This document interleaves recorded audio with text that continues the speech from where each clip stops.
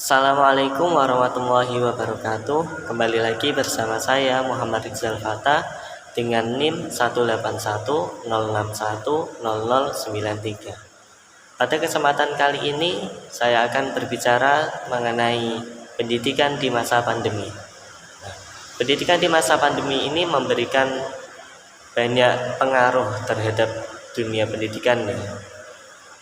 Ada beberapa keunggulan dan beberapa misalnya kelemahannya atau kekurangannya. Nah, yang pertama kita akan membahas mengenai beberapa keunggulannya. Keunggulan dari pendidikan di masa pandemi ini itu seperti misalnya sedikit memberikan gambaran mengenai pendidikan seperti apa yang akan dilakukan di masa mendatang, yaitu misalnya seperti penggunaan teknologinya, bagaimana cara mengajarnya, dan sebagainya. Jadi penggunaan teknologi di masa pandemi ini itu sangat penting ya, karena kita harus belajar dari jarak yang jauh, tidak bisa belajar dengan tatap muka seperti itu. Jadi teknologinya juga harus digunakan dengan baik, pemanfaatannya dan sebagainya seperti itu. Namun di sisi lain tentu dari sini ada banyak kekurangannya dari teknologi ini, karena ya misalnya di sini masih belum merata dari persebaran teknologinya ataupun jaringannya.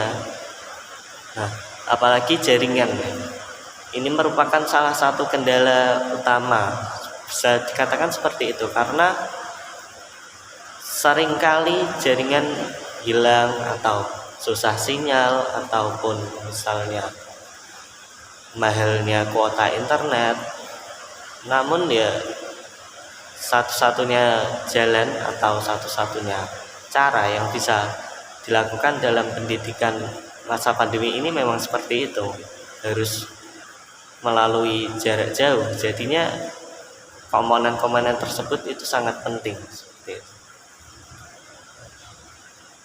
Dari susahnya jaringan tersebut itu sangat mengganggu, misalnya seperti ketika kita sedang melakukan pembelajaran, tiba-tiba aplikasinya keluar sendiri, atau misalnya gambar atau suaranya itu kurang jelas didengar ataupun dilihat. Jadinya kan kita sebagai pelajar untuk belajar di masa pandemi ini akan kesulitan, karena ada situasi yang mempengaruhi. Di beberapa saat itu kita kehilangan informasi apa yang diberikan oleh dosen atau guru kita. Ketika kita sedang menyimak dengan serius, belajar dengan serius, tiba-tiba aplikasinya keluar, kan kita nggak bisa apa-apa kan. Nah, itu beberapa saat tiba-tiba kita kehilangan informasi yang diberikan begitu saja. Jadi memang dalam pembelajaran jarak jauh ini harus dibutuhkan persiapan yang lebih seperti itu. Jadi tidak bisa kita pada saat pembelajaran kita langsung tiba-tiba langsung mengikuti seperti itu, tidak bisa. Kita harus mempersiapkannya beberapa saat sebelumnya, misalnya beberapa menit sebelumnya. Misalnya mempersiapkan sinyalnya terlebih dahulu, kita harus cari sinyal yang baik, cari sinyal yang stabil untuk mengikuti pembelajaran seperti itu. Jadi kita harus ada persiapan yang lebih, kurang lebihnya seperti itu dari jaringan. Yang selanjutnya mungkin dari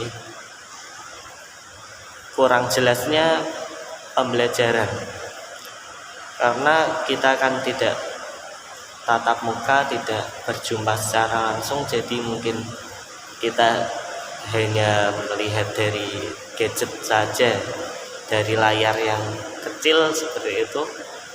Kita melihatnya mungkin kurang jelas, jadi kurang bisa ditangkap dengan baik seperti itu pembelajarannya. Nah, dari pembelajaran di masa pandemi ini memang ada keunggulan dan kelemahannya ya. Namun ya memang seperti itu keadaannya. Hal ini juga tidak dirasakan di Indonesia saja, tetapi di belahan dunia yang lain juga mengalaminya. Jadi itu merupakan tantangan bagi semuanya, tidak hanya bagi mahasiswa saja, murid saja, atau siapapun itu juga merasakan tantangan ini. Jadi kita juga sama-sama berharap agar pandemi ini segera diatasi, segera selesai, agar keadaan kembali normal, kembali membaik seperti itu. Jadi kurang lebihnya dari video ini seperti itu mengenai pembelajaran di masa pandemi. Kurang lebihnya saya mohon maaf. Assalamualaikum warahmatullahi wabarakatuh.